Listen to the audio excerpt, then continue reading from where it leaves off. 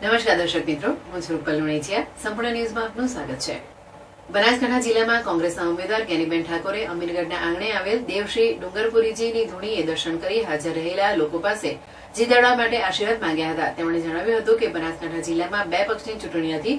આ તો જિલ્લાને બાનમાં લેવાનો પ્રયાસ થઈ રહ્યો છે, તેમાંથી મુક્ત કરાવવાની ચૂંટણી છે.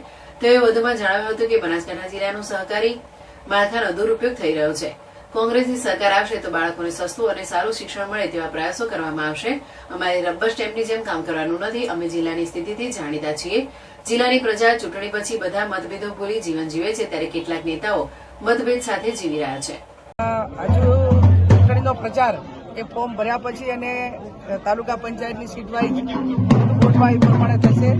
આમ તો આપણી સૌની હિન્દુ ધર્મની સંસ્કૃતિના આસ્થા પ્રમાણે દરેક તાલુકા કક્ષાએ જ્યાં ધાર્મિક સ્થાનો છે એ દર્શન કરવા માટેનો કાર્યક્રમ લગભગ 15-20 દિવસથી ચાલે છે.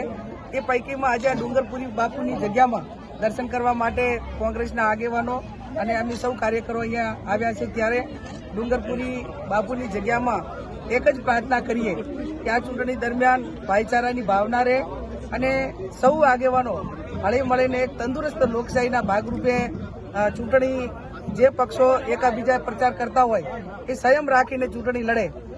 જે અમારો કોંગ્રેસ પાર્ટીનો ચૂંટણી ઢંઢેરો આવે અને અહીંની જે લોકલ સમસ્યાઓ છે એ સમસ્યાઓ લઈ અને આવનાર સમયની અંદર અમીરગઢ તાલુકાની જેટલી પણ તાલુકા પંચાયતની સીટો છે એ સીટો સુધી પહોંચવા માટેના અમે પ્રયત્નો કરીશું.